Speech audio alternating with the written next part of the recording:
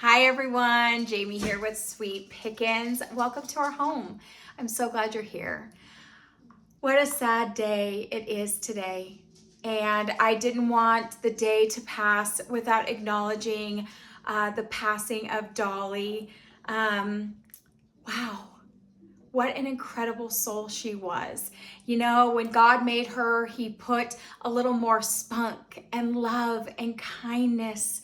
He just did a little extra with her because what a special, special human she was.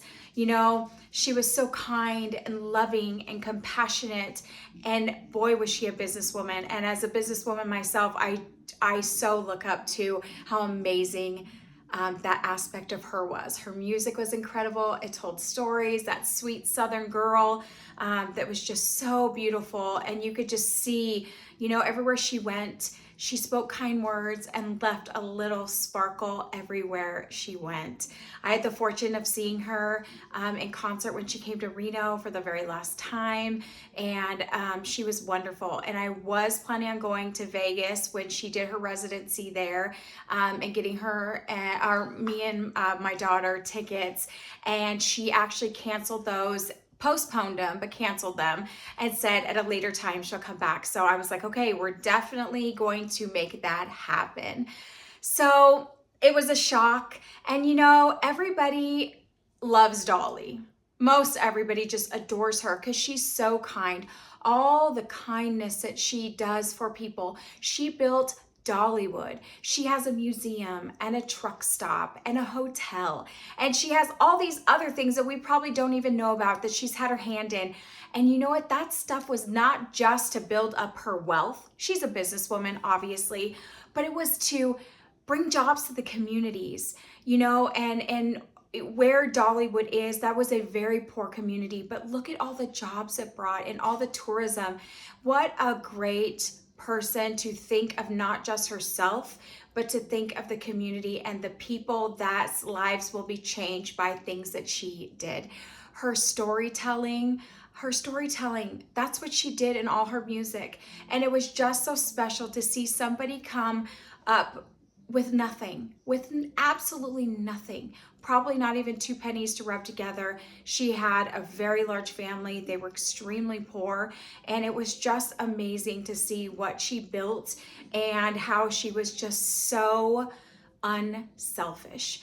So I have to say, I feel like a Dolly is kind of everybody's aunt that you would check in with once in a while and see on social media and kind of see what's going on, but you never saw her, right? I mean, that's just how it is. And she definitely held a special place in my heart. I would have done anything. She's the only celebrity I would have wanted to sit on the porch and have a glass of lemonade and just talk to. Hear her stories, listen to her, get wisdom from her.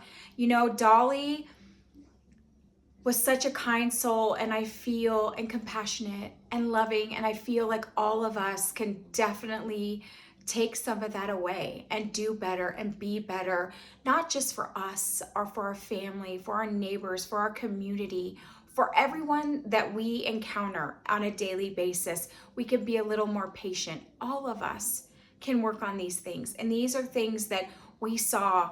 And, you know, obviously I've never met her, but a lot of people that were around her said the Dolly you saw in person or in social media and on TV and in concerts was the same Dolly in person.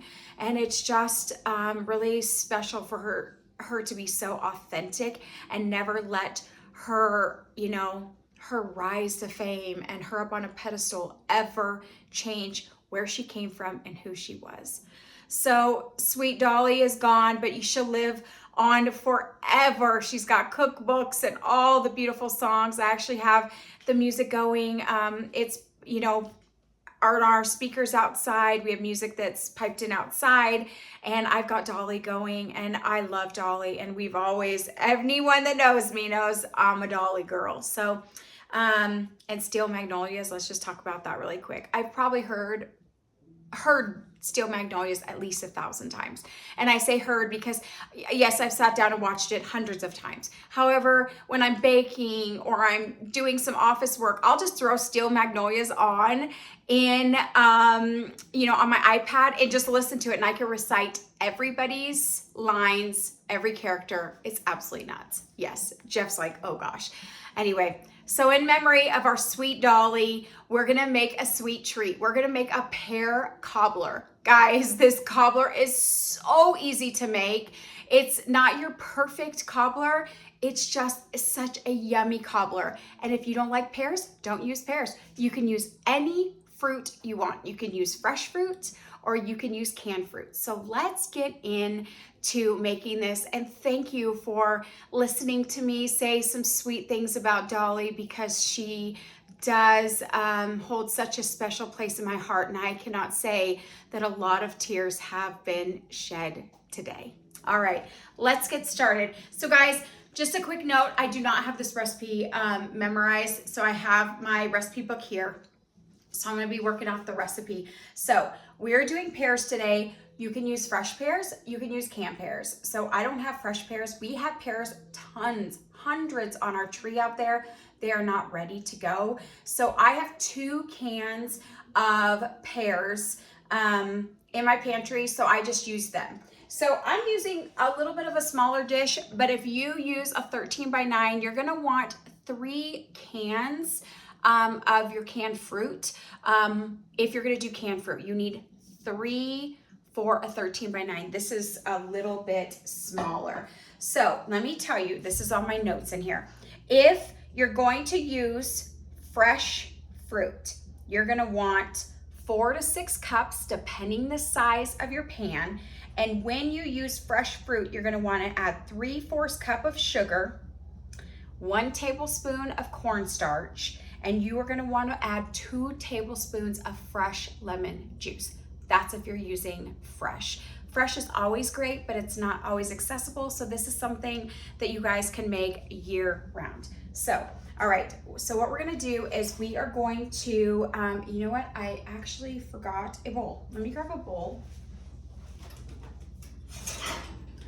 Right, I'm sorry guys, I totally forgot a bowl. We need to mix up some of the ingredients first and then we will use this dish. Okay, so what we're gonna do is we're gonna do 1 cup of milk. Any kind of milk that you use is fine. I use 2%, so it's 1 cup. Okay, and then we're going to use 2, hold on. 1 cup milk, sorry, I'm again reading off my instructions here. All right, so after we do the 1 cup milk, we're gonna do 1 cup all-purpose flour. Okay, all-purpose flour. You're gonna wanna use all-purpose flour. This is how the results are gonna be the best with all-purpose, not unbleached, not self-rising, just all-purpose flour. All right, now you're gonna need 1 teaspoon of baking powder. Okay, and then we're gonna need 2 teaspoons of vanilla.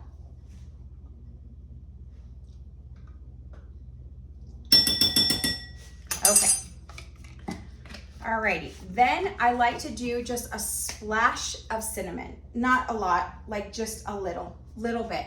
It's just, I sprinkle it. So it's, if I had to think what it is, it's probably 1/8 of a teaspoon, just the tiniest bit. All right, and then the last thing you're gonna need is a 1/2 teaspoon of salt.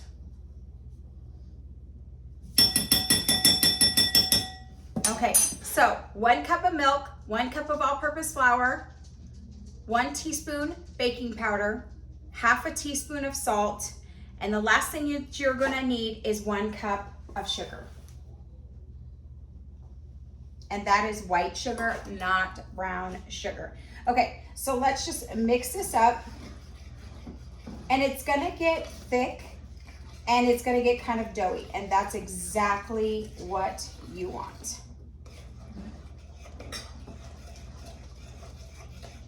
And you're just gonna really wanna work it to where you don't have any clumps.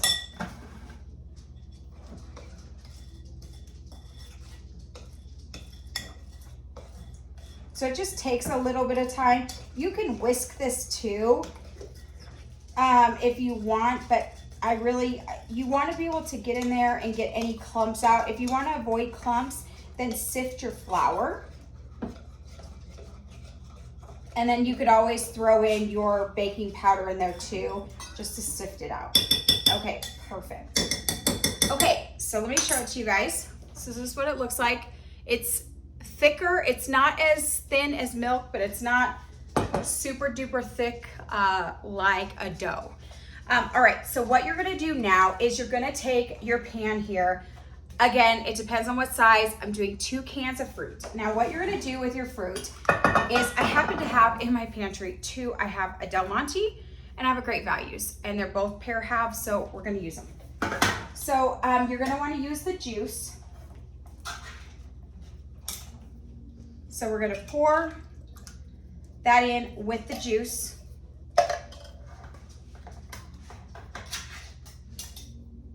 Okay, this one, okay, yes. So let me show you.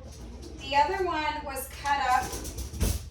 The other one was cut up into smaller pieces. These are full halves. So what we're gonna do is we're gonna cut these down just a tiny bit.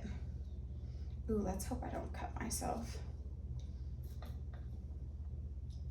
So I'm just gonna cut these halves into 3s.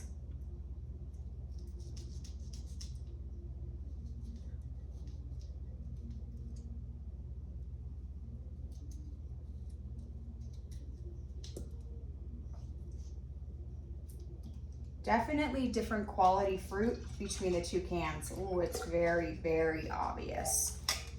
Okay.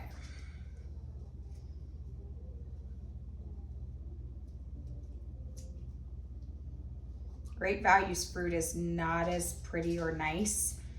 There's a lot of imperfections, which, I mean, it doesn't really matter, I guess, but just making an observation. Okay. So there we go. So we just did 2 cans of pears with the juice. Now, you're gonna need 1 cube or 1 sleeve of butter, which is a 1/2 cup melted. So what you're gonna wanna do is pour this all over. You do not need to mix. You don't wanna mix, you don't wanna do anything. You wanna just drizzle the butter over the pears. Then we're going to take our mixture here without stirring, and we're just gonna pour it over the top.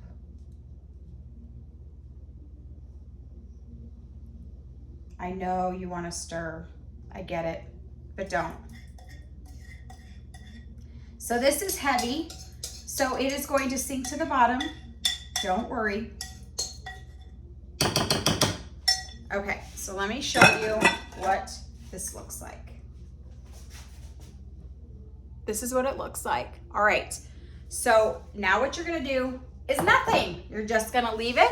You're gonna start your oven and you're gonna cook it on 350 for 45 to 55 minutes, depending on your pan. So I have a little bit smaller, so I always go in the middle of that. I do 50 minutes always on this.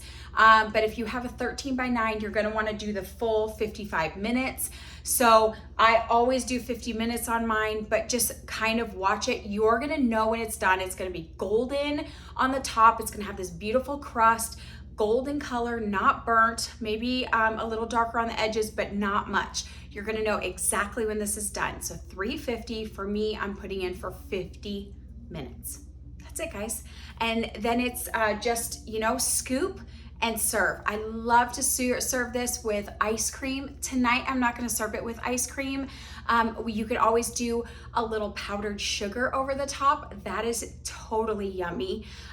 Or you could do a little bit of whipped cream. So with Bible study, it's a little hard to bring ice cream, so we're not gonna do that. So I haven't decided if I'm gonna do the whipped cream or if I'm just gonna sprinkle it with some powdered sugar and call it good. But a good, yummy, French vanilla ice cream. Oh, it's delicious with this, especially when it's warm. So guys, thank you, thank you, thank you so much for joining me. We appreciate you. This is again, sweet treat for Miss Sweet Dolly. May she rest in peace and fly high. What a wonderful woman. So guys, we're gonna make this up, take it to Bible study, and it is going to be just such a nice thing to share. So definitely make this to share too, not just for yourself, in memory of Dolly. So guys, please like and subscribe to our channel. It would mean so much to us. Also, don't forget, follow us on Facebook or Instagram, Sweet Pickens Reno. And then we have a website, shopsweetpickens.com. All right, guys, well, I will see you guys on the next video.